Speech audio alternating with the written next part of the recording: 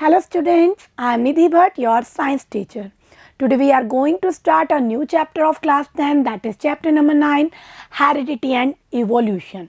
Today we will start part number 1, that is introduction. In this part we will introduce what is heredity and what is evolution. So let's start student. सबसे पहले एक basic example लेते हैं और हम human being का ही example लेंगे क्योंकि हम उसको बहुत इजीली समझ सकते हैं, हमारी लाइफ से जुड़ा हुआ ही होता है एग्जाम्पल. ठीक है, तो आपने कॉमन सेंटेंस सुना होगा आपके किसी रिलेटिव या नेबर्स की फैमिली में जब कोई बेबी होता है. ठीक है, तो लोग कहते हैं इसके हेयर अपने फादर पे गए हैं, इसकी आइज़ अपनी मदर पे गई हैं, इस तरह के. तो एक चीज़ दिमाग में आती है कि ये हेयर फादर पे कैसे गए, आइज़ मदर पे कैसे गई, यानी कि उसको कैरेक्टर्स अपने मदर फादर से मिले. ठीक है, वो इनहेरिटेड होकर हेरिडिटिकल प्रोसेस से पेरेंट्स से ऑफ स्प्रिंग या प्रोजाइनी में आते हैं. ठीक है, तो जो भी कैरेक्टर्स उस बेबी को मिले उसके फादर मदर से या उसके ग्रैंड पेरेंट्स से भी मिल सकते हैं. ठीक है, यानी कि step by step generation to generation जो कैरेक्टर्स हैं या जो ट्रेट्स हैं, एक वर्ड ट्रेट्स हम यूज़ करेंगे इस चैप्टर में, कैरेक्टर्स और ट्रेट्स एक ही बात है, वो जनरेशन टू जनरेशन ट्रांसफ़र हो रहे हैं. ठीक है, एक जनरेशन से दूसरी जनरेशन में जा रहे हैं, दूसरी से तीसरी जनरेशन में जा रहे हैं, और उसी को हम क्या कहते हैं, उसी प्रोसेस को हम कहते हैं हेरिडिटी. ठीक है, अब जब जनरेशन से जनरेशन में सिमिलैरिटीज ट्रांसफ़र हो रही हैं, ठीक है, हेयर टाइप, आई बॉल का कलर, सिमिलैरिटी ट्रांसफ़र हो रही है, तो क्या कुछ डिफरेंसेस भी आते हैं? क्या एकदम आइडेंटिकल कॉपी होता है बेबी मदर फादर का? नो, हमें पता है हम अपने मम्मी पापा जैसे हैं, लेकिन उनकी आइडेंटिकल कॉपी हम नहीं हैं. मतलब बेसिक बॉडी डिज़ाइन तो हमारा वही रहेगा, है ना भाई. एलिफेंट का बेबी एलिफेंट होगा तो ह्यूमन बीइंग का बेबी ह्यूमन बीइंग ही होगा, लेकिन कुछ ना कुछ स्मॉल डिफरेंसेस भी आते हैं, दैट इज़ वेरिएशन. तो इस चैप्टर का जो हाफ पार्ट है, हाफ पार्ट में हम हेरिडिटी पढ़ेंगे, दैन हम इवोल्यूशन पढ़ेंगे, एक दूसरे से जुड़ा हुआ ही है. ठीक है, तो जो हेरिडिटी है उसमें पहले हम हाफ पार्ट की बात करते हैं. हेरिडिटी है ना, तो हेरिडिटी का मतलब ही है एक जनरेशन से दूसरी जनरेशन में सिमिलैरिटीज एंड वेरिएशंस, कुछ डिफरेंस भी तो होंगे, वेरिएशंस का ट्रांसफ़र होना ही क्या है, हेरिडिटी.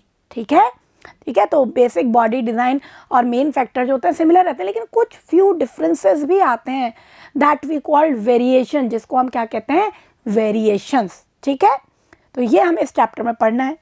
और इवोल्यूशन क्या है उसको डिस्कस करने से पहले एक एग्जाम्पल यहाँ दे रखा है, इसको देखेंगे.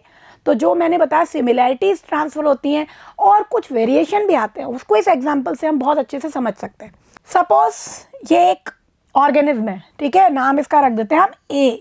ठीक है, इसकी दो प्रोजाइनी हुई, कुछ भी नाम रख देते हैं, इसका नाम है बी, इसका नाम है सी. ठीक है, तो देखना एक ही दो प्रोजाइनी हुई या दो संतान हुई जिनकी बेसिक बॉडी डिज़ाइन बिल्कुल ए जैसी ही है, बट यहाँ पे इसका हेड जो ब्लू कलर का था यहाँ पे वो कैसा हो गया, रेड कलर का हो गया. ठीक है, यानी कि वेरिएशन आ गया. तो बहुत स्मॉल वेरिएशंस आते हैं.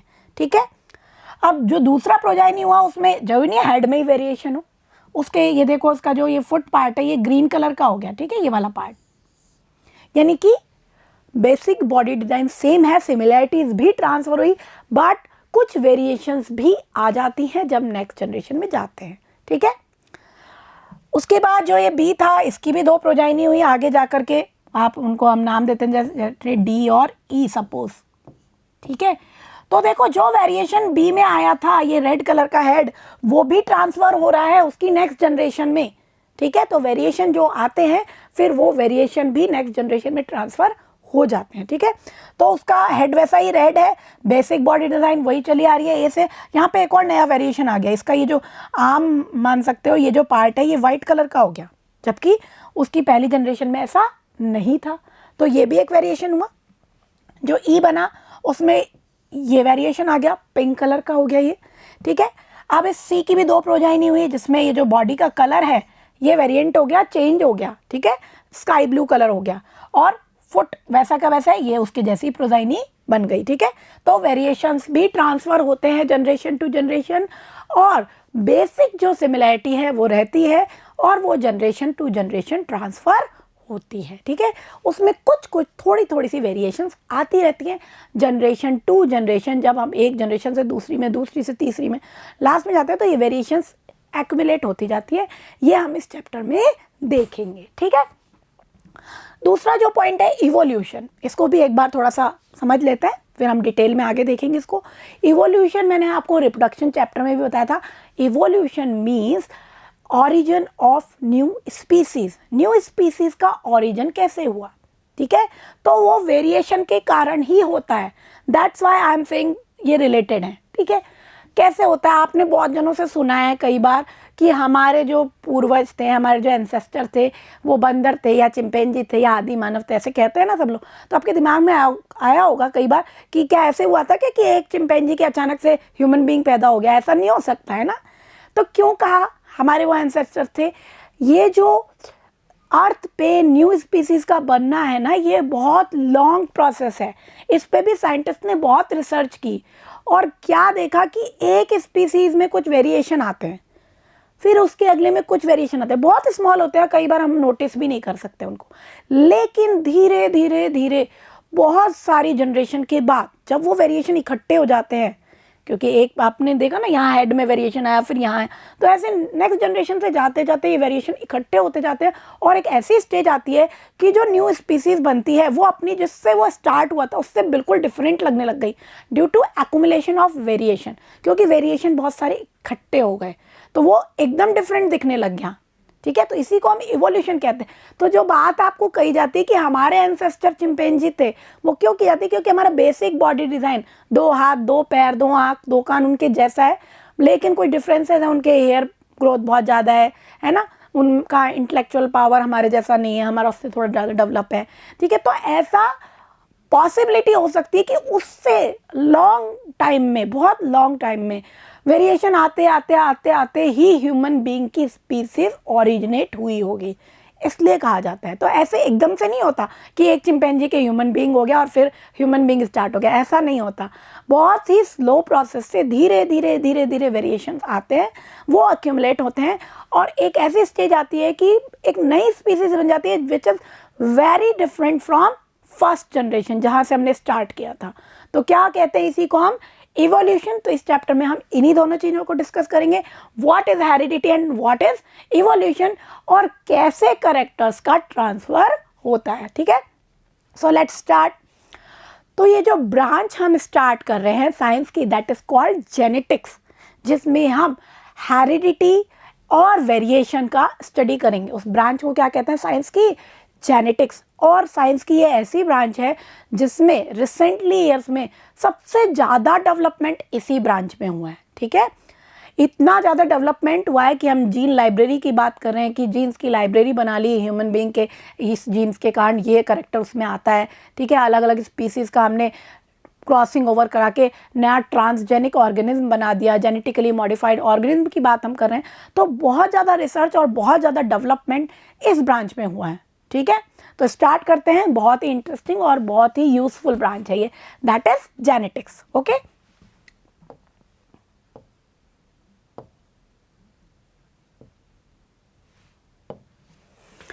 Genetics deals with the study of heredity and variation, ठीक है। जेनेटिक्स जो ब्रांच है वो किसके साथ डील करेगी, हेरिडिटी एंड वेरिएशन, ठीक है। तो हम एक एक करके दोनों पॉइंट को समझेंगे। व्हाट इज हेरिडिटी और इनहेरिटेंस। जैसा मैंने अभी बताया, transfer of similarities from parents to their offspring is called heredity. Parents से उनकी जनरेशन में, नेक्स्ट जनरेशन में, ऑफस्प्रिंग में या प्रोजेनी में, ये वर्ड आपको नोट करने हैं, इस चैप्टर में बार बार यूज होंगे। जो संतान होती है उसी को हम प्रोजेनी या ऑफस्प्रिंग भी कहते हैं ना। तो पेरेंट्स से ऑफस्प्रिंग में और प्रोजाइनी में सिमिलैरिटी का ट्रांसफर होना ही क्या है, हेरिडिटी, ठीक है। द ट्रांसमिशन ऑफ कैरेक्टर्स और वी कैन से ट्रेट्स, एक ही बात है, from one generation to next generation, एक जनरेशन से दूसरी जनरेशन, और we can say parent to offspring, एक ही बात है, इज कॉल्ड हेरिडिटी। उसी को हम क्या कहते हैं, हेरिडिटी। और इनहेरिटेंस वर्ड भी यूज हम कर सकते हैं, ठीक है। अब ये तो हमने पढ़ लिया कि हेरिडिटी क्या है, लेकिन हेरिडिटी का मेन फैक्टर, फंक्शनल यूनिट कौन है जो हेरिडिटी के लिए रेस्पॉन्सिबल है? That is gene. ठीक है, अब आपने जीन वर्ड कई बार सुना भी होगा। ठीक है, फादर से हमें जीन मिले हैं, मदर से हमें जीन मिले हैं। ठीक है, तो भाई फादर मदर की हाइट अच्छी है तो सब कहते हैं बेबी की अपने आप अच्छी होगी, क्योंकि जीन कहाँ से मिले उसे? फादर मदर से, जो कि टॉलनेस का करेक्टर दिखाते हैं। तो gene is the functional unit of heredity. Okay, gene is the functional unit of heredity. Heredity की फंक्शनल यूनिट कौन है? जीन। फंक्शनल यूनिट तो है, लेकिन ये क्या करती है? फंक्शनल यूनिट कैसे है, ये क्या फंक्शन करती है? तो जीन्स रेस्पॉन्सिबल होते हैं बॉडी में किसी स्पेशल प्रोटीन को बनाने के लिए। ठीक है, हमने डीएनए के बारे में भी पढ़ा है कि सेल के न्यूक्लियस में डीएनए होता है जो कोड करता है, कोडिंग करता है कि कौन सा प्रोटीन सिंथेसिस होगा। ठीक है, तो जीन रेस्पॉन्सिबल है कि बॉडी में कोई प्रोटीन फॉर्मेशन होगा, फिर वो प्रोटीन किसी एंजाइम या किसी प्रोसेस को इनिशिएट करेगा कि ये प्रोसेस ऐसे होना चाहिए, और उसके कारण हमें करेक्टर्स दिखाई देंगे कि हम लंबे हैं या हमारी हाइट कम है या हमारे आईबॉल का कलर ब्लू है, ब्राउन है। ये सब कौन रेगुलेट कर रहा है? जीन। जीन कैसे रेगुलेट कर रहा है? क्योंकि वो जीन प्रोटीन कौन सा बनेगा हमारी बॉडी में उसको डिटरमाइन करता है, उसको उसके लिए रेस्पॉन्सिबल होता है। ठीक है, so every gene control one और सेवरल पर्टिकुलर कैरेक्टरिस्टिक्स। हर जीन एक या उससे ज़्यादा कैरेक्टरिस्टिक्स को कंट्रोल करने के लिए रेस्पॉन्सिबल है। And feature in living organism, और जो फीचर्स हैं, जो भी लिविंग ऑर्गेनिज्म को कंट्रोल करने का काम कौन कर रहा है? जीन। ठीक है, तो हर कैरेक्टर के लिए कोई ना कोई जीन हमारी बॉडी में है जो उसको कंट्रोल कर रहा है by making specific protein for that function. कैसे कर रहा है? स्पेसिफिक प्रोटीन बना रहा है उस फंक्शन को परफॉर्म करने के लिए। ठीक है, तो हमने हेरिडिटी को डिस्कस कर लिया। Now the second point is variation, क्योंकि हमने जेनेटिक्स में दो चीज़ों की स्टडी करनी है। हेरिडिटी क्या होती है हमने देख लिया, उसका introduction. Now the second point is variation. What is variation? जब कैरेक्टर्स एक जनरेशन से दूसरी जनरेशन में ट्रांसफर हो रहे हैं तो कुछ डिफरेंसेस आ जाते हैं, उन्हीं को हम क्या कहते हैं? Variation. These are called variations. Okay, the differences in the characteristics or traits between the parent and offspring is called variation. तो जो मैंने स्टार्टिंग में आपको बात बताई थी कि हम किसी बेबी का हम ऐसे मैच करते हैं तो पापा पे गए, मदर पे गए, लेकिन कई बार ऐसा भी आपने सुना होगा लेकिन इसके ना हाइट तो बिल्कुल अलग है, या इसका कुछ फेस का कलर ना तो पापा जैसा है ना मदर जैसा, कुछ डिफरेंट है। यानी क्या है वो? वेरिएशन। आ गई बात समझ में? That is called variation. और वेरिएशन वर्ड से आप रिसेंटली इस टाइम में बहुत ज़्यादा फैमिलियर हो गए हैं। ठीक है, न्यूज़पेपर में हेडलाइन में कई बार आप पढ़ते हो कोरोना वायरस का नया वेरिएंट, तो वो वेरिएंट वर्ड कहाँ से आया? वेरिएशन। यानी कि उस छोटे से स्पीसीज वायरस के भी लगातार वेरिएंट बन रहे हैं, यानी कुछ छोटा सा डिफरेंस उसमें आ जाता है कुछ जीन में, और उसके कारण उसकी कोई ना कोई फंक्शन में कुछ ना कुछ डिफरेंस, स्मॉल डिफरेंस उसमें कुछ ना कुछ आ जाता है। ठीक है, जैसे कोई बैक्टीरिया था पहले वो हीट को रेजिस्ट नहीं कर पा रहा था, वो कर पा रहे हैं। तो जो वेरिएंट हमने देखे अभी रिसेंटली बहुत सारे, कभी डेल्टा वेरिएंट आया, कभी ओमिक्रॉन आ गया, वो क्या है? कोरोना वायरस अपने आप को मॉडिफाइड करता जा रहा है। भाई वो भी तो अडेप्टेशन लेगा, हम उसके लिए डोज बना रहे हैं, दवाइयाँ बना रहे हैं उससे उसको प्रोटेक्ट करने के लिए, तो वो भी अपना बचाव करने के लिए अपनी वेरिएंट बना रहा है कि इस दवाई से बचने के लिए उसमें ये वेरिएशन हो गया।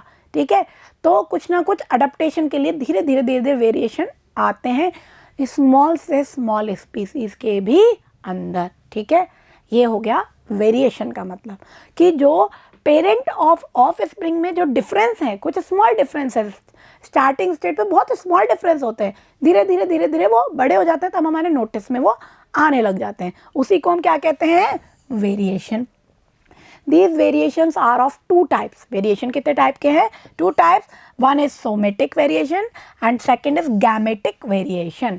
क्या डिफरेंस है somatic variation और grammatic variation में? ठीक है, तो somatic means somatic cells यानी body cells. बॉडी सेल्स में कोई डिफरेंस होना, कोई वेरिएशन होना सोमेटिक वेरिएशन कहलाता है, जबकि गैमेटिक सेल या रिप्रोडक्टिव सेल में, गैमेट्स हमने पढ़ा था है ना, रिप्रोडक्शन में गैमेट्स गैमेटिक सेल्स में जो डिफरेंस होगा उसे हम गैमेटिक वेरिएशन कहेंगे।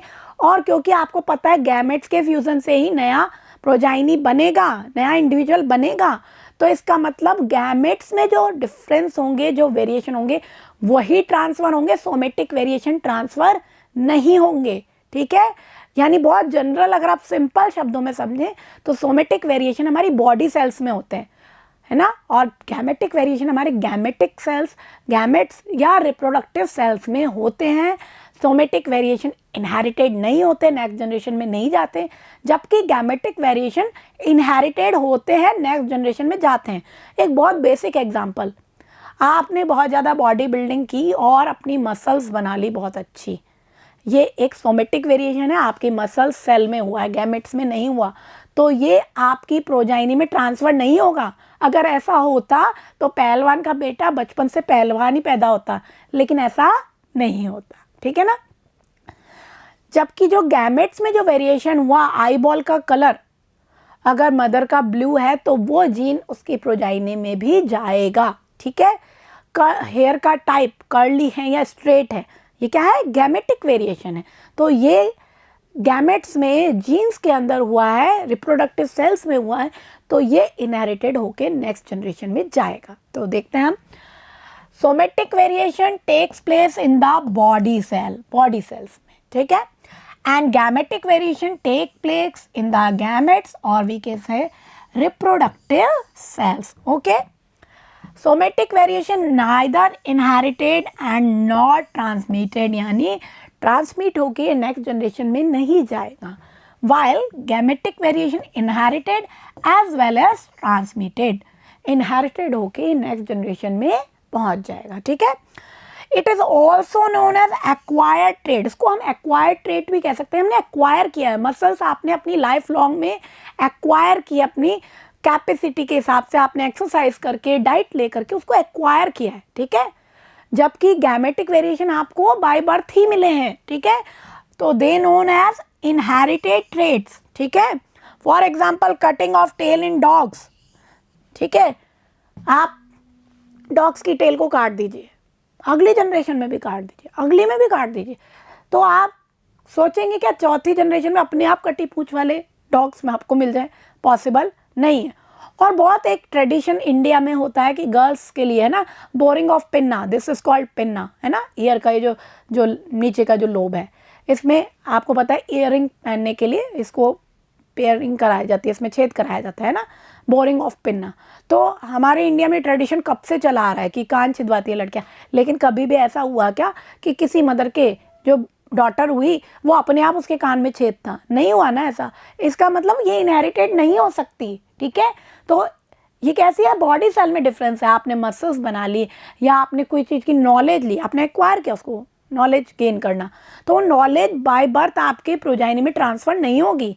हो जाता तो फिर बहुत ही अच्छा हो जाता, हमें पढ़ना ही नहीं पड़ता, मम्मी पापा पढ़ लेते और हमें नॉलेज मिल जाती, पर ऐसा नहीं होता। ठीक है, लेकिन गैमेटिक वेरिएशन ट्रांसफ़र हो सकते हैं। फॉर एग्जांपल ह्यूमन हाइट, आपकी हाइट अगर आपके मदर फादर लंबे हैं तो चांसेस हैं कि आपकी हाइट भी अच्छी होगी। स्किन कलर और बहुत सारे एग्जांपल हैं, हेयर टाइप, ठीक है, आई बॉल का कलर, ये सब कुछ किसके एग्जांपल हैं? Gametic variations. ठीक है, तो there are two type of variation, somatic variation and gametic variation. Somatic variation body cells में होते हैं, इनहेरिटेड नहीं होते, इनको हम एक्वायर्ड ट्रेट्स भी कहते हैं। तो क्वेश्चन एक्वायर्ड ट्रेट और इनहेरिटेड ट्रेट्स में भी बनता है एवोल्यूशन पार्ट में, तो यहाँ से ही आप उसको इजीली समझ सकते हैं। ठीक है, एग्जाम्पल आप इसके कोई भी ले सकते हैं, gaining knowledge, cutting of tail of dogs, boring of pinna, etcetera. While gametic variation take place in gametes, they are inherited in generation to generation. They are also known as inherited traits. इनको हम inherited traits भी कहते हैं क्योंकि inherit किए हैं, by birth हमें मिले हैं। Example human height, skin colour, hair type etcetera, इसके कुछ एग्जाम्पल्स हैं। ठीक है, नाउ हमने देखा वेरिएशंस तो होते हैं, और मैंने आपको चैप्टर के स्टार्टिंग में ही बताया ये वेरिएशन धीरे धीरे धीरे धीरे क्या होता है, एक्यूमुलेट होते हैं। ठीक है, तो the next topic is accumulation of variation during reproduction. ठीक है, प्रीवियस चैप्टर में हमने डिस्कस किया था कि वेरिएशन होते हैं आइदर रिप्रोडक्शन सेक्सुअल हो या एसेक्सुअल हो, दोनों में वेरिएशन होते हैं। एसेक्सुअल रिप्रोडक्शन में वेरिएशन के चांसेस कुछ कम होते हैं, वाइल सेक्सुअल रिप्रोडक्शन में वेरिएशन के चांसेस थोड़े ज़्यादा होते हैं। ठीक है, देखेंगे इसको। Variations occurs during reproduction whether organism multiplies sexually और एसेक्सुअली, चाहे एसेक्सुअली मल्टीप्लाई करे, रिप्रोड्यूस करे या सेक्सुअली करे, उसमें वेरिएशन कुछ ना कुछ होता है। लेकिन एसेक्सुअल रिप्रोडक्शन में वेरिएशन बहुत कम होते हैं, बहुत कम चांसेस होते हैं, क्योंकि हमने पढ़ा था कि सिंगल ऑर्गेनिज्म होता है, उसको अलग अलग कैरेक्टर्स मदर फादर से नहीं मिलते, तो अलग अलग कैरेक्टर्स की मिक्सिंग नहीं होती है। तो क्या होता है, हमने कहा था जो प्रोजाइनी होगा वो लगभग आइडेंटिकल होगा।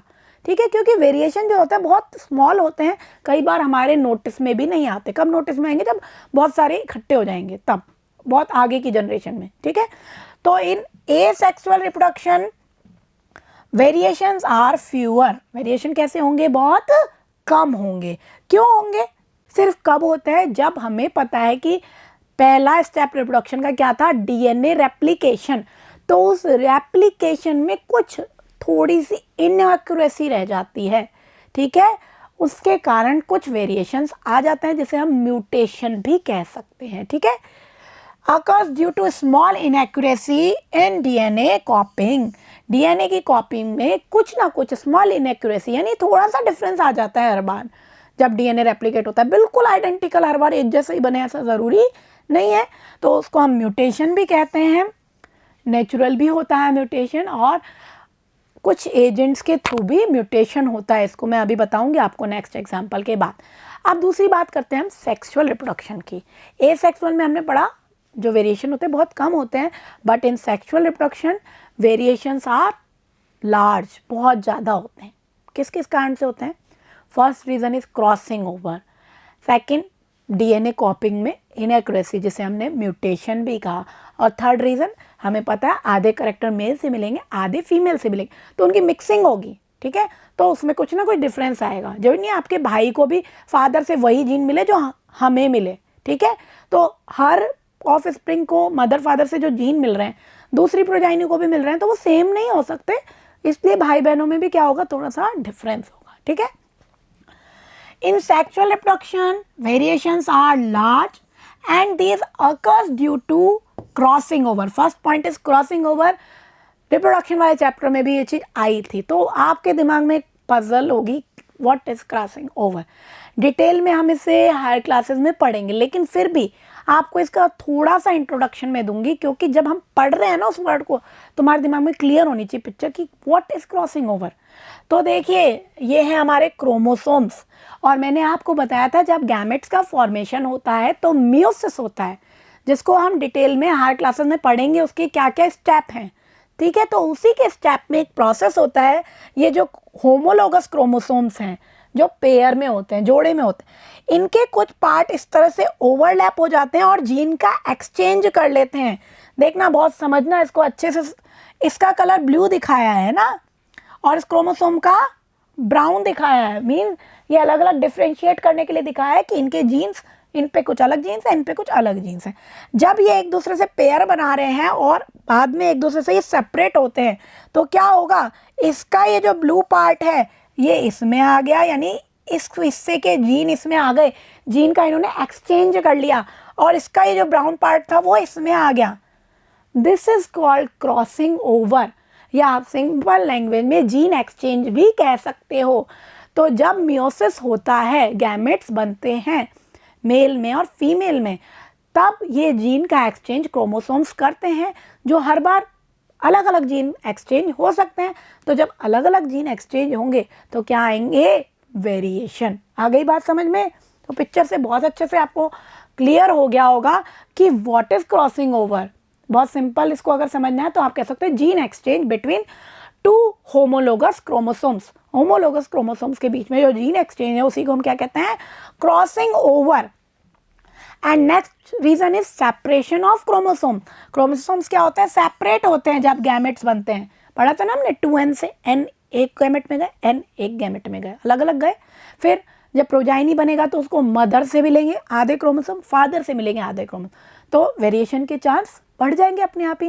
And third reason is mutation, जो हमने अभी डिस्कस किया कि डीएनए के रेप्लिकेशन होने में भी कुछ ना कुछ इनएक्यूरेसी हो जाती है, थोड़ा सा डिफरेंस, हल्का सा डिफरेंस आ सकता है, that is called mutation. Sudden change in gene structure, gene की स्ट्रक्चर में सडन कोई चेंज हो गया, जीन की जो स्ट्रक्चर होती है ना बहुत स्पेसिफाई होती है कि कोड होते हैं, एक कोड भी चेंज होने से जीन पूरा बदल जाता है, तो कई बार नेचुरली भी ये कोड बदल जाते हैं, that is called natural mutation. लेकिन कई बार आर्टिफिशियल एजेंट से भी ये जो म्यूटेशन है वो हो जाता है। कुछ एजेंट्स हैं, कुछ केमिकल्स हैं, कुछ रेज हैं जो जीन की स्ट्रक्चर में म्यूटेशन कर सकती हैं। इसका एक बहुत लाइव एग्जांपल मैं आपको देती हूँ, आपने अगर देखा हो तो, कि कोई प्रेग्नेंट लेडी है, वो हॉस्पिटल में जा रही है, तो एक रूम होता है एक्सरे वाला रूम, वहाँ पे उसको जाना मना कर दिया जाता है, प्रोहिबिटेड, या अगर एक्सरे हो रहा है किसी का तो उस वहाँ से उस फीमेल को हटा दिया जाता है अगर वो प्रेग्नेंट है तो। क्यों? क्योंकि प्रेग्नेंट है तो इसका मतलब उसके वॉम में, उसके यूट्रस में चाइल्ड है। एक्सरेज जो है म्यूटेंट का काम कर सकती हैं और उसके जीन में कोई ना कोई गड़बड़, कोई ना कोई इनएक्यूरेसी बड़ी, जो बहुत ज़्यादा अजीब सी भी हो सकती है, कुछ एबनॉर्मलिटी भी ला सकती है उस एम्ब्रियो में, वो हो सकती है। इसलिए प्रेग्नेंट लेडी के सामने वो एक्सरे नहीं किया जाता, उसको वहाँ से हटा दिया जाता है, क्योंकि क्या है, वो म्यूटेंट है। ठीक है, तो ये जो रीज़न है, crossing over, separation of chromosome and mutation, इन्हीं के कारण क्या होता है, वेरिएशंस आ सकते हैं। ठीक है, तो इम्पॉर्टेंस क्या है वेरिएशन की, ठीक है, इसको हम डिस्कस कर चुके हैं पहले भी रिप्रोडक्शन वाले चैप्टर में, कि वेरिएशन कैसे आती है तो हमने पढ़ लिया, एसेक्सुअल में कैसे आती है, कम आती हैं, डीएनए कॉपिंग में, रेप्लिकेट होने में कुछ इनएक्यूरेसी हो जाए तो आती हैं, और सेक्सुअल रिप्रोडक्शन में ज़्यादा आती हैं। क्यों ज़्यादा आती है? Crossing over, separation of chromosomes and mutation, in reasons. लेकिन इसकी इम्पॉर्टेंस क्या है, हमने इसको पढ़ा है रिप्रोडक्शन वाले चैप्टर में भी, एक बार हम रिवाइज कर रहे हैं इस चीज़ को, कि ड्यू टू वेरिएशन किसी स्पीसीज के या इंडिविजुअल के सर्वाइवल के चांस चेंजिंग एनवायरनमेंट में बढ़ जाते हैं। जो मैंने अभी आपको एग्जांपल दिया कोरोना वायरस का, कि वो अपने वेरिएंट बना रहा है, तभी तो अभी तक ख़त्म नहीं हुआ है ना, तो वो सर्वाइवल के चांस उसके बढ़ते जा रहे हैं जैसे जैसे वेरिएंट बन रहा है, जैसे जैसे हम उसके खिलाफ कोई डोज ला रहे हैं, कोई मेडिसिन ला रहे हैं, वो उसके खिलाफ कुछ एंटीबॉडीज़ बना के कुछ वेरिएशन अपने में ला रहा है ताकि वो उससे बच जाए। ठीक है, तो उसके सर्वाइवल के चांस बच रहे हैं, ठीक है, बढ़ रहे हैं इस तरह से सर्वाइवल के चांस। ठीक है, the main advantage of variation to species is that it increases the chances of survival in a changing environment. Changing environment में उसके सर्वाइवल के चांस बढ़ जाते हैं। ठीक है, जैसे कोई बैक्टीरिया है, वो जिस भी वाटर में रहता है या जिस भी एनवायरनमेंट में, एयर में भी रहता है, वहाँ एकदम से टेम्परेचर बहुत ज़्यादा इंक्रीज़ हो गया, तो जो उसकी वैराइटीज़ है, जो उसकी जो इंडिविजुअल्स हैं, वो डेड होने लग जाएंगे। लेकिन उसमें कोई ऐसा एक वेरिएंट था जो उस हीट को रेजिस्ट कर पा रहा है, बियर कर पा रहा है, तो वो क्या करेगा, सर्वाइव करेगा और आगे अपनी प्रोजाइनी वो बनाएगा जिनमें ये कैपेसिटी होगी, और वो क्या करेगी, वो उसकी जो स्पीसीज़ है वो कंटिन्यू हो जाएगी, उसका सर्वाइवल हो जाएगा। ठीक है, bacteria that can withstand heat will survive better in a heat wave. तो हीट वेव होगी, कोई भी ऐसा कोई क्लाइमेट में चेंज होता है कि हीट बहुत ज़्यादा हो गई, उसमें भी वो सर्वाइव कर पाएगा। ठीक है, ये क्या है हमारा वेरिएशन का इम्पॉर्टेंस। ठीक है, अब हमने जो हेरिडिटी के जो दो मेन पॉइंट थे जेनेटिक्स में जो हमने पढ़े, हेरिडिटी एंड वेरिएशन, ठीक है, उसको हमने डिस्कस कर लिया होते क्या है। ठीक है, लेकिन क्वेश्चन क्या था, अब ये तो पता है करेक्टर्स आ रहे हैं और कुछ वेरिएशंस भी हो रहे हैं पेरेंट से नेक्स्ट जनरेशन में, लेकिन उसके लिए क्या रूल है, कैसे पता लगेगा कौन सा करेक्टर फादर से आएगा, कौन सा मदर से आएगा, या कोई नया ही करेक्टर आएगा तो वो क्यों आएगा, उसको गवर्न कौन करेगा, उसके लिए रेस्पॉन्सिबल कौन होगा। ये क्वेश्चन साइंटिस्ट के दिमाग में चल रहा था कि थ्योरी क्या है, कैसे, क्या रूल है इनहेरिटेंस के। ठीक है, तो उसको बताने के लिए जो क्रेडिट चाहता है that is Gregor John Mendel, जो एक साइंटिस्ट थे, उन्होंने हेरिडिटी के ऊपर कुछ एक्सपेरिमेंट स्टार्ट किए और इस चीज़ को, ये जो मिस्ट्री थी, इसको सुलझाने की कोशिश की। ठीक है, ग्रेगोर जॉन मेंडल 1822 से 1884 तक इनका जो लाइफ स्पेन था, started his experiment on plant breeding. इन्होंने प्लांट की ब्रीडिंग करके, ब्रीडिंग मीन्स उनकी नेक्स्ट जनरेशन को वो किया, अपने गार्डन में उनको ग्रो किया, उनकी हर जनरेशन पे उन्होंने स्टडी किया ब्रीडिंग करा के। एंड हाइब्रिडाइजेशन, और हाइब्रिडाइजेशन पे इन्होंने स्टडी किया, ठीक है। तो हुआ क्या, मेंडल जो थे एक पुअर फैमिली थे, तो इन्होंने अपने बहुत सारे एक्सपेरिमेंट किए अपने गार्डन में और बहुत सारे इन्होंने कंक्लूज़न निकाले, रिसर्च निकाले। लेकिन इनका एक बैड लक था कि जब तक ये अलाइव थे तब तक इनकी डिस्कवरी को किसी ने नोटिस नहीं किया। इन्होंने पब्लिश भी कराया उस मैगजीन में और वो रिजल्ट बिल्कुल एक्यूरेट भी थे, लेकिन इनका बैड लक था कि जब तक अलाइव थे तब तक किसी ने नोटिस नहीं किया, ठीक है। 1884 में जब इनकी डेथ हो गई, आफ्टर हिज डेथ, उनकी डेथ होने के बाद 3 साइंटिस्ट आए, ठीक है, Hugo de Vries, Erich von Tschermak and Carl Correns. इन्होंने भी हेरिडिटी पे कुछ एक्सपेरिमेंट किए, ठीक है, और कुछ रिजल्ट निकाले, बट उन्हें पता लगा कि जो रिजल्ट उन्होंने निकाले हैं वो पहले ही मेंडल डिस्कवर कर चुका है और वही सेम रिजल्ट उन्होंने भी निकाले हैं, पर मेंडल के टाइम किसी ने उन्हें नोटिस नहीं किया था। तो उन्होंने रीडिस्कवरी की, उन्हीं प्रिंसिपल्स की, उन्हीं लॉज की, और क्रेडिट किसको दिया, मेंडल को, क्योंकि पहले काम किसने किया था, मेंडल ने, ठीक है। तो साइंटिस्ट 1900 में Dutch botanist Hugo de Vries, German botanist Carl Correns and Austrian botanist Erich von Tschermak, ठीक है, independently reported result of hybridisation. इन्होंने भी कुछ हाइब्रिडाइजेशन एक्सपेरिमेंट किया। हाइब्रिडाइजेशन मतलब क्रॉस करवाना, अलग अलग प्लांट्स को ले करके एक ही स्पीसीज के और उनकी प्रोजाइनी बनाना, ठीक है, और कैसे रिजल्ट आते हैं उसको देखना, यही हाइब्रिडाइजेशन है, ठीक है। उस पर इन्होंने एक्सपेरिमेंट किए and the results similar to Mendel, और जो रिजल्ट मिले वो किसके जैसे थे, बिल्कुल मेंडल के जैसे थे। तो इन्होंने उसका क्रेडिट किसे दिया, मेंडल को दिया, ठीक है। तो Mendel was the founder for the discovery in heredity की ब्रांच में जो भी लॉज बने, डिस्कवरी हुई, उसके जो मेन क्रेडिट था वो किसको जाता है, मेंडल को जाता है, ठीक है। His work led the foundation of modern genetics. तो मॉडर्न जेनेटिक्स का जो फाउंडेशन हुआ वो मेंडल के वर्क के कारण ही हुआ। जो उन्होंने लॉज दिए उसी से इस ब्रांच की सभी जो मिस्ट्री थी वो सॉल्व हो सकी, है ना। He made 3 basic law of inheritance, और उन्होंने 3 लॉ बनाए इनहेरिटेंस के। क्या क्या थे वो law, first is the law of dominance, second the law of segregation and the third law of independent assortment. 3 law दिए उन्होंने, first is law of dominance, second is law of segregation and third is law of independent assortment, ठीक है। बहुत ही important law दिए उन्होंने, ठीक है, जो पूरी हेरिडिटी को एक्सप्लेन कर देते हैं कि कैसे कैरेक्टर्स एक जनरेशन से दूसरी जनरेशन में जाएंगे। तो हम डिटेल में ब्रीफली इनको डिस्कस करेंगे नेक्स्ट पार्ट में इस चैप्टर के। पहले हम देखेंगे कि मेंडल ने अपना वर्क कैसे स्टार्ट किया, ठीक है। तो क्योंकि उन्होंने हेरिडिटी के 3 लॉ दिए थे इसलिए उनको क्या कहा जाता है, he called father of genetics. Father of genetics कौन है, मेंडल, ठीक है। Mendel was known as father of genetics. और जो उन्होंने एक्सपेरिमेंट किया वो किस पे किया, उन्होंने उसके लिए एक प्लांट चूज किया, दैट इज गार्डन पी मटर, जो हम देखते हैं खूब डेली लाइफ में, है ना, मटर, उसको इन्होंने चूज किया।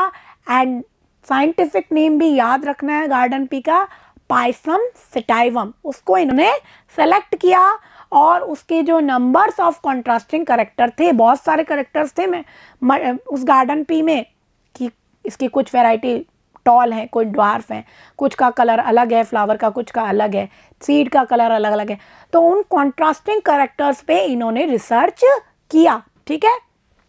Plant selected bye Mendel is garden pea and Pisum sativum. इसका जो साइंटिफिक नेम है, इंपॉर्टेंट है, याद रखना है, पाइसम सेटाइवम। उसमें इन्होंने एक्सपेरिमेंट किए जिसको हम जनरली गार्डन पी बोलते हैं, ठीक है। And he used a number of contrasting characters of garden pea, जो बहुत सारे कॉन्ट्रास्टिंग करेक्टर्स थे उनको लेके इन्होंने अपना रिसर्च किया। अब एक क्वेश्चन दिमाग में आता है कि गार्डन पी को ही क्यों लिया, कोई स्पेशल बात होगी उसमें, ठीक है। यस, बहुत ही ऐसे फीचर्स थे जो मेंडल को जो सफलता मिली, जो सक्सेस मिली अपने काम में, वो उसका क्रेडिट इसको भी जाता है कि उन्होंने बहुत सही प्लांट का चूज़ किया था, ठीक है। क्या क्या क्वालिटी थी, लाइफ स्पैन स्मॉल था, यानी बहुत जल्दी इसकी नेक्स्ट जनरेशन बन सकती है, ठीक है। तो उनको ज़्यादा चांस मिला जनरेशन टू जनरेशन स्टडी करने का। अगर किसी ज़्यादा लाइफ स्पैन वाले प्लांट को लेते तो वो मुश्किल से 1 या 2 जनरेशन देख पाते भाई, या कोई ऐसी स्पीसीज़ को ले लेते। तो ऐसी स्पीसीज लेनी थी जिसका लाइफ स्पैन छोटा हो, 1 या 2 साल में ही वो फ्लावर बना के अपनी ब्रीडिंग करके नेक्स्ट जनरेशन को दे रहा हो, ताकि हम हर जनरेशन में स्टडी कर सके कि वो कैरेक्टर जो शुरू से स्टार्ट किया था वो फर्स्ट जनरेशन में कैसा था, सेकंड में उसका क्या हुआ, थर्ड में उसका क्या हुआ, इसको वो ईजिली देख पाए, ठीक है। So he choose garden pea Pisum sativum as his experiment material. अपने एक्सपेरिमेंट मटेरियल के लिए इन्होंने किसको चूज किया, गार्डन पी और पाइसम सटाइवम, जिसका साइंटिफिक नेम है, क्योंकि उसके अंदर क्या क्या क्वालिटी थी, short life span of the plant. पहली क्वालिटी थी कि उसका जो लाइफ स्पैन था वो कैसा था, शॉर्ट था। सेकंड क्वालिटी, इसमें सेल्फ पॉलिनेशन भी हो सकता है, सेल्फ पॉलिनेशन नेचुरली भी हो सकता है, और क्रॉस पॉलिनेशन भी हम करा सकते हैं, ठीक है। तो हमने पढ़ा था सेल्फ पॉलिनेशन, क्रॉस पॉलिनेशन याद है, एंथर से ट्रांसफ़र होना पॉलन ग्रेन का to the stigma, same flower में हुआ तो सेल्फ पॉलिनेशन, और किसी दूसरे फ्लावर में हुआ तो क्रॉस पॉलिनेशन।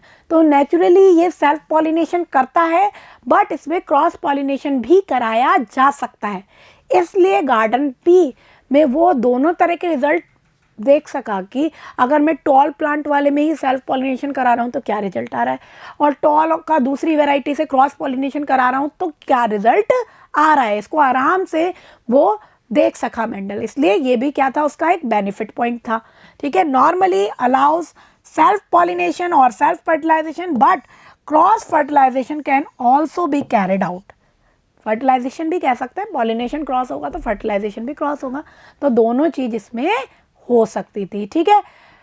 जो थर्ड पॉइंट था, that is large number of seed produce. इसमें बहुत सारे सीड प्रोड्यूस होते थे, तो उसका जो डिस्कवरी थी, जो उसका जो रिसर्च वर्क था, वो लार्ज नंबर ऑफ सीड से अच्छे से वो काफ़ी सारे उसकी प्रोजाइनी बना सका, उनका रेशियो देख पाया। अगर 1 और 2 प्लांट होते तो कैसे पता लगता कि ट्रेट्स किस किस पॉसिबिलिटी से कैसे कैसे ट्रांसफ़र हो सकते हैं, ठीक है। And the last one most important जो पॉइंट है वो क्या है, there are 7 contrasting characters.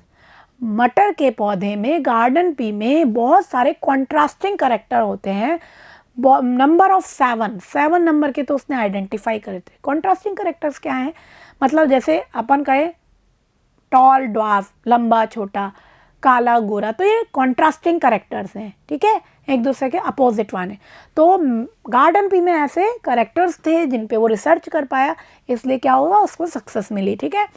Availability of detectable contrasting characters और ट्रेट्स भी हम कह सकते हैं, ठीक है।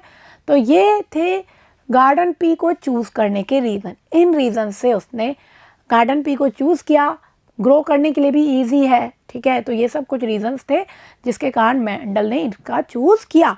अभी हमने बात की डिटेक्टेबल कॉन्ट्रास्टिंग ट्रेट्स, तो कौन से डिटेक्टेबल इजीली दिखने वाले कॉन्ट्रास्टिंग ट्रेट्स गार्डन पी में थे, उसको हम डिस्कस करेंगे। There are 7 contrasting characters in garden pea. Garden pea में 7 कॉन्ट्रास्टिंग कैरेक्टर्स थे, जैसे मैंने बताया इसकी वैरायटी टॉल भी मिल सकती है, ड्वार्फ भी मिल सकती है, सीड का कलर येलो भी मिल सकता है, ग्रीन भी मिल सकता है, पॉड का कलर येलो भी हो सकता है, ग्रीन भी हो सकता है, एटसेट्रा। तो हम एक एक करके उनको देखेंगे। These are characters and these are dominant trait and recessive trait. अभी हम डिस्कस करेंगे what is dominant trait and recessive trait, okay.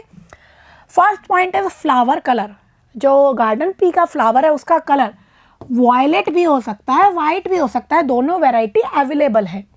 Next is flower position. Flower की पोजीशन एक्सियल भी हो सकती है, टर्मिनल भी हो सकती है, मतलब कुछ वैरायटी में एक्सियल थी, कुछ में टर्मिनल थी, ठीक है। समझ लेना, एक्सियल मतलब जैसे ये प्लांट है तो अगर यहाँ यहाँ इस तरह से साइड में फ्लावर हो रहा है, ठीक है, इस तरह से, तो ये क्या हो गया, एक्सियल। और अगर किसी प्लांट के यहाँ टॉप पे फ्लावर हो रहा है, ठीक है, यहाँ पे, तो वो क्या कहलाएगा, टर्मिनल, ठीक है। तो फ्लावर की पोजीशन एक्सियल भी हो सकती है, टर्मिनल भी हो सकती है। सीड कलर येलो भी हो सकता है एंड ग्रीन भी हो सकता है, ठीक है। सीड शेप राउंड भी हो सकता है, पूरा गोल बीज, ठीक है, ऐसा।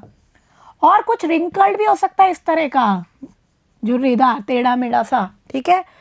पॉड शेप, पॉड यानी जो फली आप मार्केट से लाते हो, ठीक है, उस पॉड की शेप। इन्फ्लेटेड यानी पूरी तरह से फूली हुई, या कंस्ट्रक्टेड भी हो सकती है। इधर देखना डायग्राम से, अगर फूली हुई फली होगी तो इस तरह से होगी पूरी, और कंस्ट्रक्टेड इस तरह की होगी। तो दोनों तरह की वैरायटी होती हैं, ठीक है। पॉड का कलर ग्रीन भी हो सकता है एंड येलो भी हो सकता है।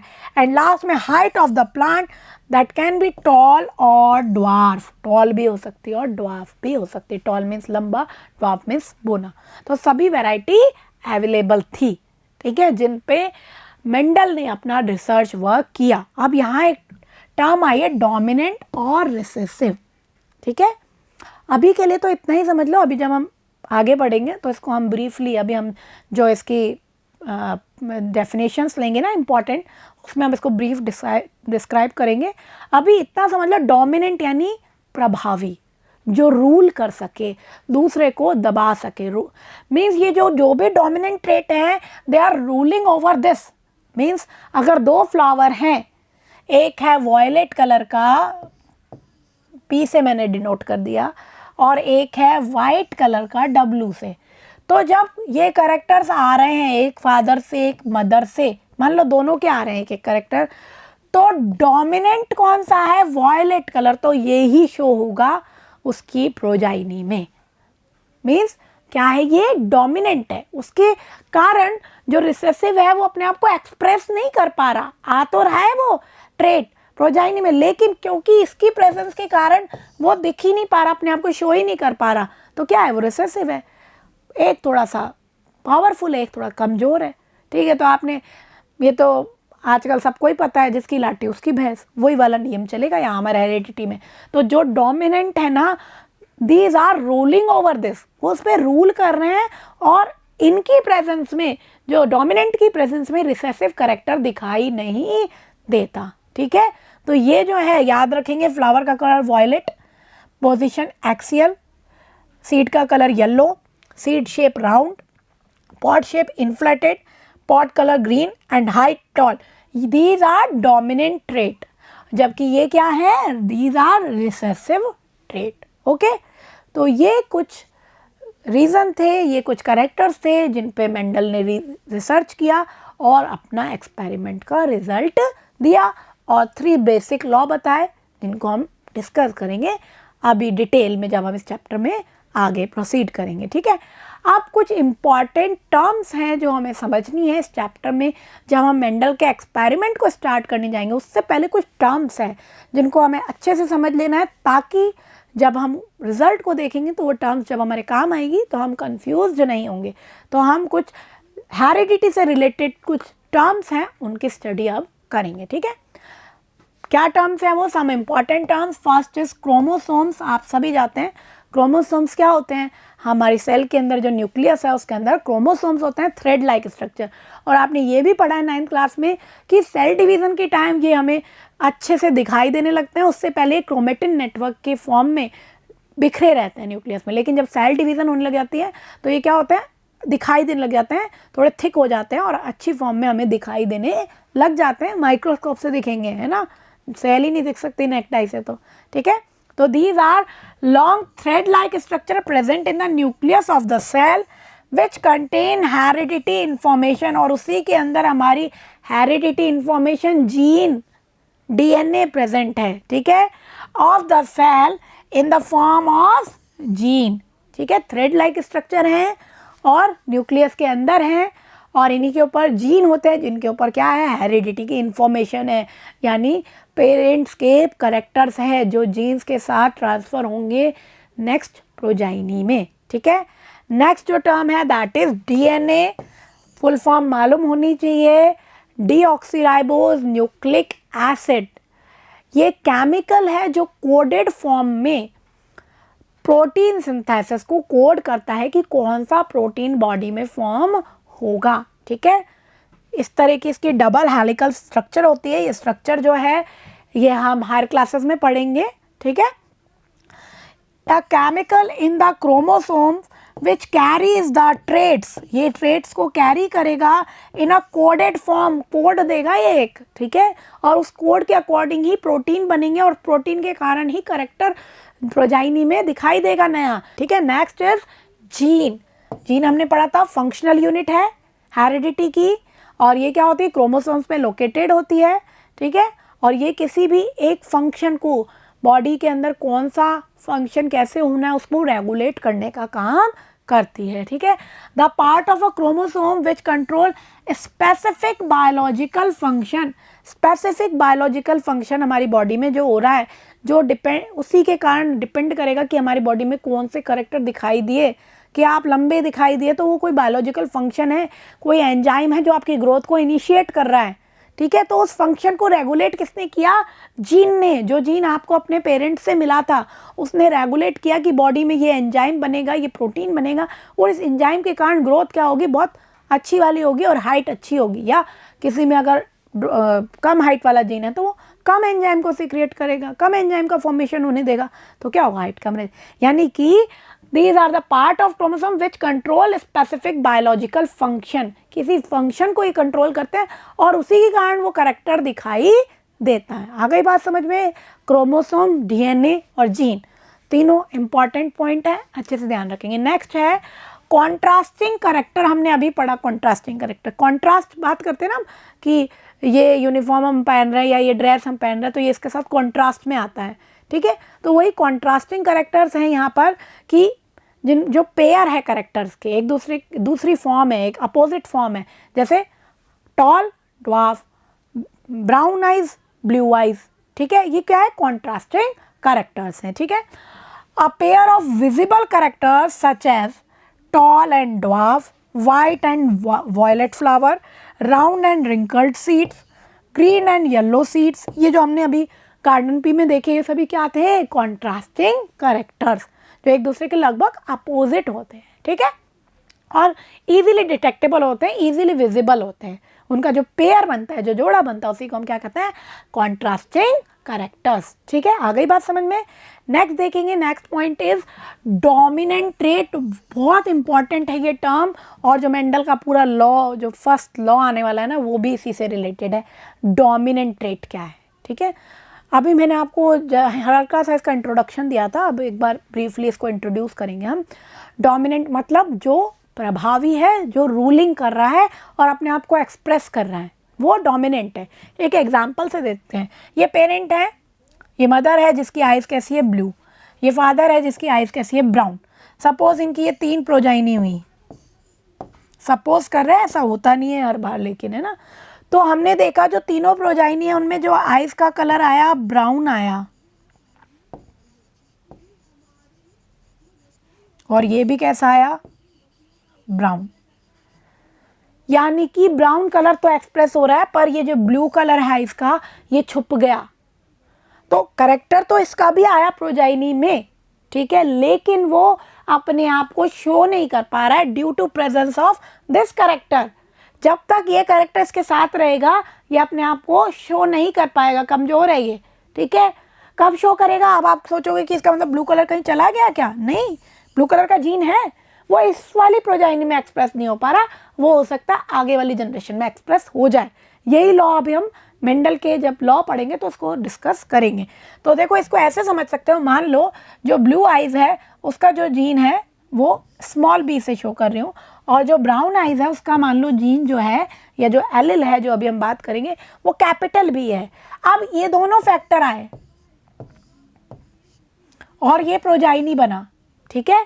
इसमें क्या हुआ, एक तो ब्राउन का जीन कैपिटल से दिखाया क्योंकि डोमिनेंट है ना, तो कैपिटल दिखाया है, और जो रिसेसिव है उसको स्मॉल से दिखाया है, तो ये इसका जीन स्ट्रक्चर बना। अब क्योंकि डोमिनेंट कौन है, बी, ब्राउन, तो कलर कैसा दिखाई देगा, ब्राउन ही दिखाई देगा, ब्लू आइज दिखाई नहीं देंगी, ठीक है। यानी कि अगर दो पेरेंट्स हैं, उनसे अगर कैरेक्टर्स आ रहे हैं तो मान लो इस तरह की सिचुएशन बनती है। पहले हमने डिस्कस की, मान लो एक फैक्टर आया ब्राउन का, एक फैक्टर आया ब्लू का, तो इसमें डोमिनेंट कौन है? ब्राउन, तो दिखेगा कौन सा कलर? ब्राउन। अब अगर दोनों ही कैरेक्टर, इस वाली एग्जांपल से अलग अगर हम देख रहे हैं कि दोनों ही जो फैक्टर हैं वो ब्राउन आइज वाले आए, ठीक है, कैपिटल बी, ठीक है, ये सिर्फ इनको शो करने का एक तरीका है, ठीक है। तो क्योंकि डोमिनेंट और अब तो दोनों ही हैं, तो फिर ये कैसे कलर दिखाई देगा? ब्राउन, दोनों ही जीन ब्राउन के हैं, तो इस सिचुएशन में भी ब्राउन दिखेगा, इस सिचुएशन में भी ब्राउन कलर दिखेगा। वॉयलेट कब दिखेगा? अगर दोनों से जो जीन्स मिले वो स्मॉल बी स्मॉल, यानी दोनों से अगर हमें ब्लू आइज वाले जीन मिले तब ये ब्लू कलर एक्सप्रेस होगा in the absence of dominant trait. तो आप इसकी डेफिनेशन ऐसे भी कह सकते हैं कि डोमिनेंट ट्रेट वो है जो अपने आप को एक्सप्रेस करता है, अगर वो अकेला है तो भी, अगर दोनों के साथ में है तो भी, ठीक है, दो एलील होते हैं, ठीक है। लेकिन रिसेसिव ट्रेट वो है, वो अपने आप को एक्सप्रेसिव तब करेगा जब डोमिनेंट ट्रेट उसके पास प्रेजेंट नहीं है, तब वो अपने आप को एक्सप्रेस कर पाएगा। But dominant trait can express itself in the absence और प्रेजेंस ऑफ रिसेसिव ट्रेट, चाहे रिसेसिव ट्रेट प्रेजेंट हो या ना हो, उसका कोई जीन हो या ना हो, वो अगर आ गया, उसका अगर एक फैक्टर आ गया तो वो अपने आप को एक्सप्रेस करेगा, ठीक है, तो वो क्या होगा? डोमिनेंट होगा, ठीक है।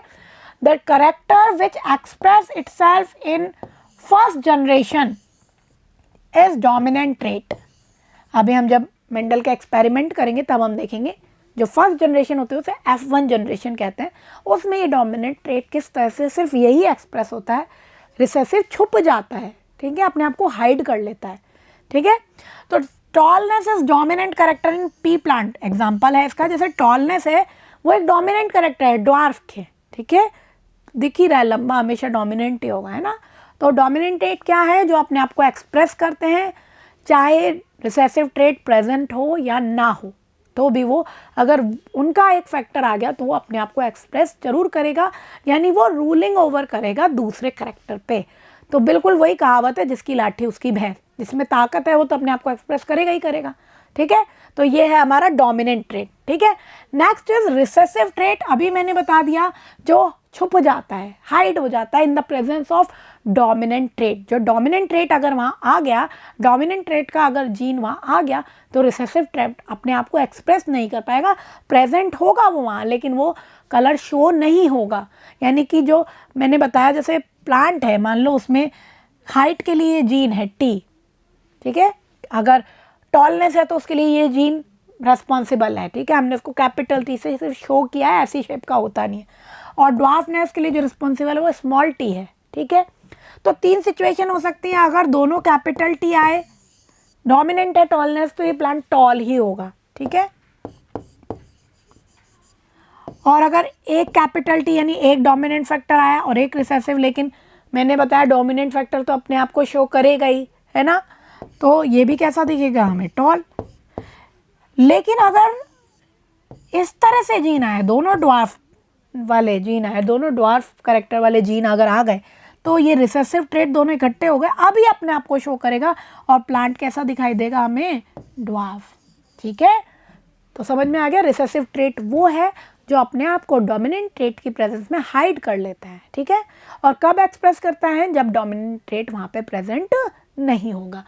So the character which does not express itself but is present in a generation is called recessive trait. Express नहीं कर पा रहा है, प्रेजेंट है, वो यहाँ पे प्रेजेंट है, उसका जीन प्रेजेंट है, लेकिन वो अपने आप को एक्सप्रेस नहीं कर पा रहा, प्लांट हमें टॉल ही दिखाई दे रहे हैं। इसका मतलब ये नहीं है हमेशा के लिए ख़त्म हो गया, अगली जनरेशन में हो सकता है इसको अपना साथी मिल जाए, ऐसा ही, तब ये अपना कैरेक्टर शो कर देगा। भाई दो कमज़ोर लोग मिलकर भी थोड़ी ताकत तो रख सकते हैं ना, तो जब इसको अपने जैसा मिल जाएगा ना, तब ये अपने आप को शो करेगा। एग्जाम्पल, ड्वार्फिज्म में the P plant is recessive trait. तो ये एक इम्पॉर्टेंट डेफिनेशन हो गई, what is dominant trait and what is recessive trait, जो हमें इस चैप्टर में बार बार जब भी हम एक्सपेरिमेंट देखेंगे मेंडल का तो हमें बार बार ये टर्म्स काम में आएंगी, ठीक है। तो आपको अच्छे से आ गई होंगी समझ में। Next is allele, another important term, बहुत ही इंपॉर्टेंट टर्म है। एलिल मतलब एक ही जीन की दो फॉर्म, अल्टरनेटिव फॉर्म्स। एक्चुअली किसी भी कैरेक्टर को जो जीन रेगुलेट करता है तो उसकी दो फॉर्म्स होती हैं, ठीक है। तो यानी जब मैं हाइट की बात कर रही हूँ तो हाइट का जो जीन है उसके दो एलिल्स होंगे, दो अल्टरनेटिव फॉर्म्स होंगी, एक कैपिटल टी एक स्मॉल टी। कैपिटल टी और स्मॉल टी उनका रिप्रेजेंटेशन है उस शेप के, वो नहीं होते हैं, ठीक है, लेकिन दो एलिल जिम्मेदार होते हैं और दोनों के कॉम्बिनेशन से ही पता लगता है कि जनरेशन में, नेक्स्ट जनरेशन में अब कौन सा करेक्टर दिखाई देने वाला है, ठीक है। तो आ गई बात समझ में। Genes governing variation of the same character, एक ही करेक्टर के लिए रेस्पॉन्सिबल है जो जीन, उसके वेरिएशन है, दो रूप हैं, दो फॉर्म है, जिसको हम क्या कहते हैं, एलिल्स कहलाते हैं, ठीक है। That occupy corresponding position on homologous chromosome, और ये होमोलोगस क्रोमोसोम्स पे एक स्पेसिफाई पोजीशन पर होते हैं और इनको हम सिंपल लैंग्वेज में अगर कहें तो they are called alternative forms of genes. क्या है ये? Alternative forms of gene. तो बहुत सिंपल है, जैसे मैंने प्लांट की हाइट की बात की तो हाइट के लिए एक जीन जो रेस्पॉन्सिबल है उसके दो एलिल हैं, कैपिटल टी और स्मॉल टी। तो ये क्या है? एलिल। आ गई बात समझ में। अगर मैंने बात की प्लांट के कलर की, ठीक है, तो मान लो कलर पर्पल है और वाइट है, ठीक है, तो कलर के लिए जो रेस्पॉन्सिबल जो जीन है उसके दो फॉर्म्स हैं, दो एलिल हैं। अगर पर्पल का एलिल बात करें तो हम पी, और वाइट के लिए कई बार स्मॉल पी से भी दिखा सकते हैं, डब्ल्यू से भी दिखा सकते हैं, ये हमारा रिप्रेजेंटेशन का तरीका है। तो ये क्या हो गए, कलर के लिए जो जीन है उसके एलिल है, ये उसकी डिफरेंट फॉर्म्स हैं, ठीक है। आ गई बात समझ में। नेक्स्ट जो डेफिनेशन है वो इसी से रिलेटेड है, व्हाट इज होमोजाइगस और व्हाट इज हेट्रोजाइगस।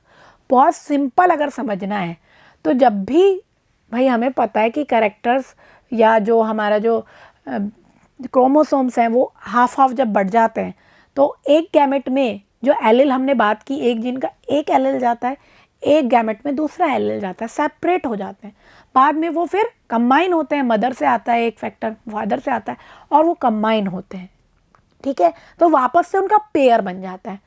तो जब दो एलिल का पेयर बनेगा, अगर वो बिल्कुल सेम टाइप का है, यानी सेम टाइप ऑफ एलिल अगर प्रेजेंट है तो वो कहलाएगा होमोजाइगस। जैसे कि मैंने बताया, अगर कैपिटल टी दोनों टॉलनेस के लिए है, दोनों कैपिटल है ना, दोनों सेम है ना, दैट मीन्स होमोजाइगस है।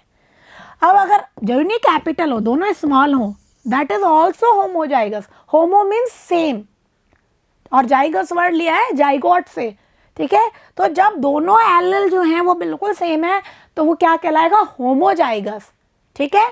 A condition in which both the alleles of same type are present, जब दोनों एलिल्स सेम टाइप के प्रेजेंट होंगे तो उस पेयर को हम क्या कहेंगे? होमोजाइगस पेयर, ठीक है। For example, an organism has both the gene for tallness, capital T, दोनों जीन टॉलनेस वाले हैं, या दोनों जीन कैसे हैं? ड्वार्फनेस वाले हैं, ठीक है। आप जरूरी नहीं है टॉल का ही एग्जाम्पल लो, आप मान लो ये एग्जाम्पल ले लो, दोनों जीन पर्पल कलर के लिए रेस्पॉन्सिबल हैं या दोनों जीन वाइट कलर के लिए रेस्पॉन्सिबल हैं, तो हमने डब्ल्यू से, तो ये भी होमोजाइगस है, ये भी सेम टाइप के एलिल है, तो क्या है वो? होमोजाइगस। और होमोजाइगस की जगह एक और वर्ड आप यूज करेंगे इस चैप्टर में, प्योर वर्ड। प्योर वर्ड भी कह सकते हो, प्योर है, एक जैसा ही ना, तो प्योर है, ठीक है। इसको एक चीज से समझना, मैंने अभी आपको बताया था कि ये तो टॉल है प्लांट और ये भी टॉल है, क्योंकि डोमिनेंट कैरेक्टर टॉलनेस है तो ये अपने आप को एक्सप्रेस ही नहीं कर पा रहा, तो है तो ये भी टॉल, दिखने में दोनों लंबे हैं लेकिन कोई डिफरेंस है इसमें? ये होमोजाइगस टॉल है, ये हेट्रोजाइगस टॉल है। इसको प्योर टॉल भी कह सकते हैं और इसको प्योर टॉल नहीं कह सकते हम। समझ में आ गई बात? Homozygous tall means pure tall, जिसमें दोनों एलिल टॉलनेस के ही हैं, ठीक है। आ गई बात समझ में।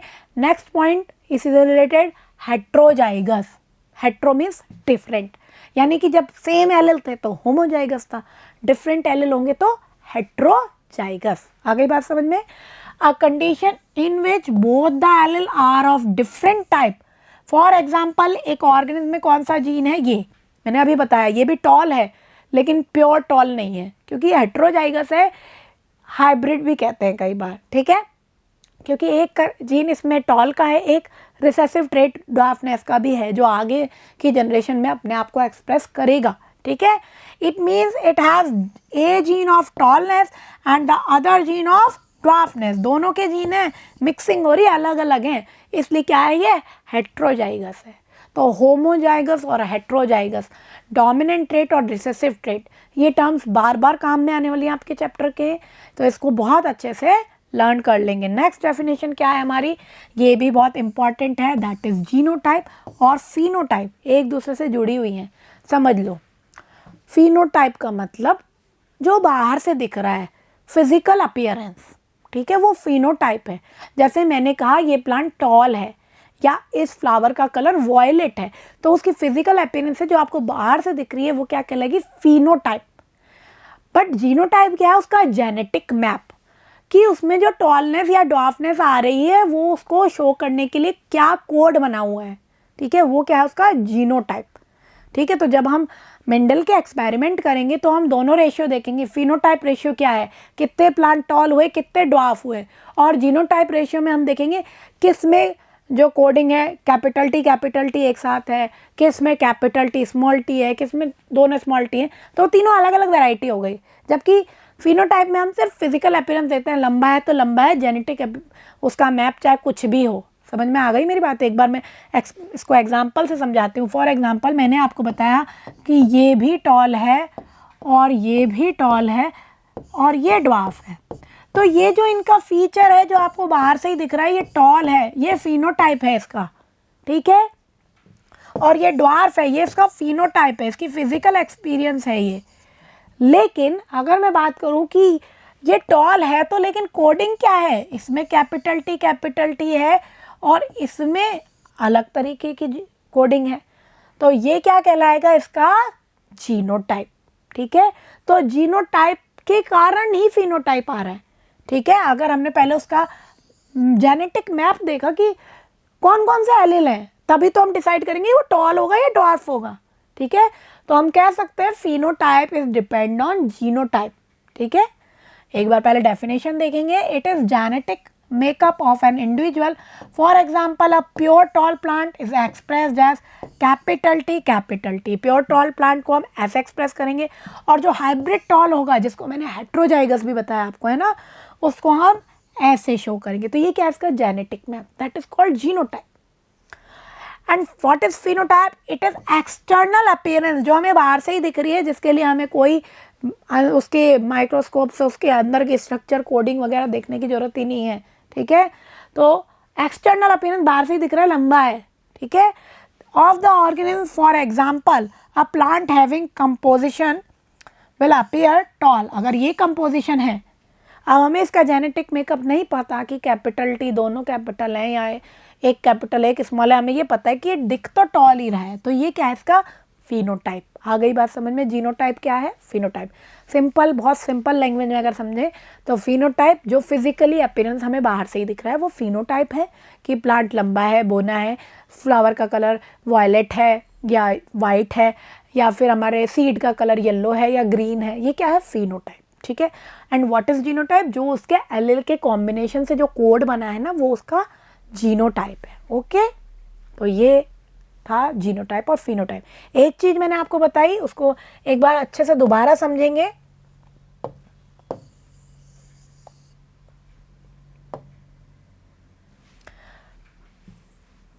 आपको मैंने बताया कि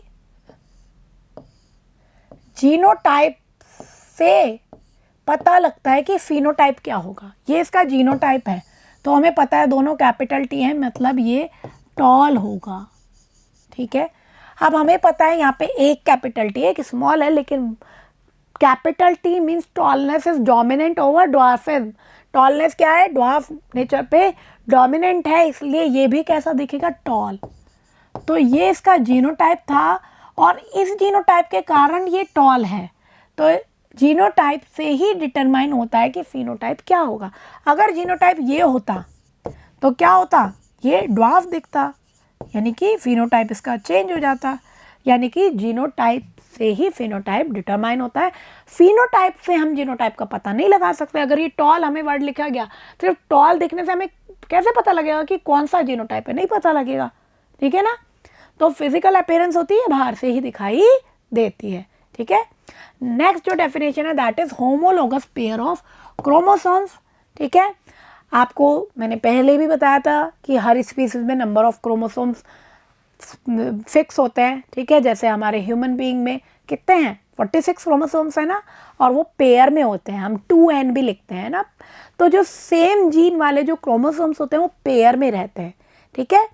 जिनमें से जब उस जाइगोट का फॉर्मेशन हुआ था, जब वो इंडिविजुअल ने स्टार्ट की थी अपनी लाइफ एक सेल से, तब उसमें वो जो क्रोमोसोम्स थे ह्यूमन बीइंग में, जैसे 46 होते हैं, किसी भी स्पीसीज में जो वो 2n होते हैं ना, तो 2n में से उसे n क्रोमोसोम फादर से मिले, n क्रोमोसोम मदर से मिले, है ना। हम सेक्सुअल रिप्रोडक्शन की बात कर रहे हैं। तो एक ही जीन रखने वाले क्रोमोसोम्स, एक ही कैरेक्टर के लिए जीन रखने वाले, जैसे हाइट की बात कर रहे हैं हम, तो उसमें से एक कैरेक्टर के लिए हाफ इधर से आए फादर से, हाफ मदर से आए, और जो वो सेम कैरेक्टर्स वाले जीन है उन्होंने पेयर बना लिया, जोड़ा बना लिया, ठीक है। पेयर में रहते हैं ये क्रोमोसोम, उन्हीं को हम क्या कहते हैं, उस पेयर को होमोलोगस पेयर, ठीक है। Homologous pair of chromosome, those chromosome in which one member is contributed by father and the other member is contributed by the mother। जो एक फादर से आया, एक मदर से आया, और क्योंकि उन पे सेम प्रॉपर्टी वाले जीन थे, मतलब सेम करेक्टर नहीं होगा, मैं ये नहीं कह रही कि ब्लू आइज ही ब्लू आइज, मगर एक ही फीचर को डिटरमाइन करने वाले जीन होंगे कि आइज का कलर कैसा है, ठीक है। वो आपस में पेयर बना के रहते हैं, उसी को हम क्या कहते हैं, homologous pair of chromosomes, okay. तो ये हमारी कुछ इंपॉर्टेंट टर्म्स थी जो इस चैप्टर में, जब हम मेंडल के एक्सपेरिमेंट और उसके रिजल्ट को देखेंगे उससे पहले हमारे लिए जाननी ज़रूरी थी, ठीक है। अब हम समरी कर लेते हैं, हमने आज क्या क्या देखा। फर्स्ट हमने चैप्टर की स्टार्टिंग की है genetics. Genetics is a branch which deals with heredity and variation. What is heredity? Transfer of similarity from one generation to next generation is called heredity, ठीक है। उसको हम क्या कहते हैं, heredity. And the functional unit of heredity is gene. Gene ही वो factor है जो हेरिडिटी को रेगुलेट करेगा by making some specific protein. वो कोई स्पेसिफिक प्रोटीन बनाएगा, उस प्रोटीन के कारण ही कोई कैरेक्टर अराइज होगा। तो इस तरह से वो जीन रेगुलेट करेगा किसको, हेरिडिटी को, ठीक है।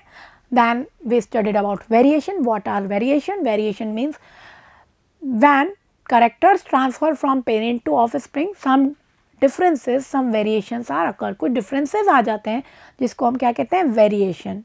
There are two type of variation, somatic variation and gametic variation. Somatic variation which occurs in body cells and they are not inherited. जो body cells में होते हैं, जो inherited नहीं होते हैं, ठीक है।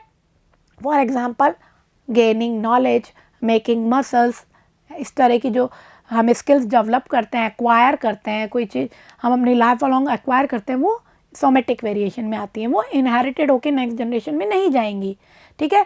But gametic variation, variation in gametic cells, gametes और reproductive cells, okay, and they inherited, और ये क्या होते हैं, इनहेरिटेड होकर दूसरी जनरेशन में जाते हैं। For example hair type, height, eyeball colour, face colour या बॉडी कलर एटसेट्रा, ओके। तो ये कैसे हैं हमारे गैमेटिक वेरिएशन। फिर हमने देखा कि वेरिएशंस के रीज़न क्या है। हमने देखा एसेक्सुअल रिप्रोडक्शन में वेरिएशंस कुछ कम होते हैं। कब होते हैं? जब डीएनए कॉपिंग में कुछ इनएक्यूरेसी हो जाती है, कुछ थोड़ा सा चेंजेस आ जाता है डीएनए के रेप्लिकेशन में, तब वो अरोज होते हैं और उन्हें हम म्यूटेशन भी कहते हैं, ठीक है। दैन हमने देखा कि सेक्सुअल रिप्रोडक्शन में वेरिएशंस के चांसेस ज़्यादा होते हैं because crossing over, separation of chromosome and inaccuracy in DNA copying mutation. इन तीनों रीज़न से वेरिएशंस हो सकते हैं और वो थोड़े ज़्यादा होते हैं बजाय एसेक्सुअल रिप्रोडक्शन के। देन हमने देखा कि वेरिएशन के क्या फ़ायदे हैं, क्या इंपॉर्टेंस है। हमने देखा सर्वाइवल के चांसेस बढ़ जाते हैं चेंजिंग एनवायरनमेंट होने पर ड्यू टू वेरिएशंस, ठीक है। देन हमने जो हेरिडिटी को डिस्कवर कैसे स्टार्ट हुई, उसकी डिस्कवरी, जो डिस्कवर करने वाले साइंटिस्ट थे ग्रेगोर जॉन मेंडल, उन्होंने कैसे गार्डन पी पाइसम सटाइवम पे एक्सपेरिमेंट किए, ठीक है। उनकी जो लाइफ थी तब तक तो उनकी डिस्कवरी को किसी ने नोटिस नहीं किया, फिर उनकी रीडिस्कवरी हुई उनके प्रिंसिपल्स की, और क्रेडिट किसको दिया गया, मेंडल को। And Mendel was called father of modern genetics. Modern genetics के फादर कौन है, मेंडल, ठीक है। देन हमने देखा कि मेंडल ने जो अपना एक्सपेरिमेंट मटेरियल चूज़ किया that is garden pea Pisum sativum, और उसने उसको क्यों चूज़ किया था, कुछ रीजंस थे, क्योंकि उसका लाइफ स्पेन छोटा था तो वो ज़्यादा जनरेशन उसकी ले पाया। नेक्स्ट, सीड ज़्यादा प्रोड्यूस हो रहे थे, सेल्फ पॉलिनेशन भी हो सकता है, क्रॉस पॉलिनेशन भी हो सकता है, और इसके अलावा नंबर ऑफ कॉन्ट्रास्टिंग कैरेक्टर, हमने उन कैरेक्टर्स को देखा, कौन कौन से कैरेक्टर्स थे उसमें, tallness, dwarfness, pod colour green yellow, seed colour yellow green, ठीक है, pod shape, inflated constructed, flower colour purple और we can say violet and white, flower position axial, terminal etcetera. ये जो 7 कॉन्ट्रास्टिंग कैरेक्टर थे ये हमने देखे, और उनमें देखा कि कुछ कैरेक्टर जो है वो डोमिनेंट है, कुछ रिसेसिव है, ठीक है। तो ये सब चीज़ें हमने आज देखी। उसके बाद हमने कुछ इंपॉर्टेंट टर्म्स को डिस्कस किया, लाइक उनको हम रिवाइज कर लेते हैं इंपॉर्टेंट टर्म को। First term is chromosomes. Chromosomes nucleus में प्रेजेंट होते हैं, थ्रेड लाइक स्ट्रक्चर होती हैं, और यही क्या करते हैं, जब गैमेट बनते हैं तो जब न्यूक्लियस का डिवीज़न होता है तो हाफ ऑफ क्रोमोसोम्स जो होते हैं एक एक गैमेट्स में आ जाते हैं, ठीक है। और दे कंटेन जीन, और उन्हीं के ऊपर क्या होते हैं, जीन होते हैं, जो कि हेरिडिटी की फंक्शनल यूनिट होते हैं।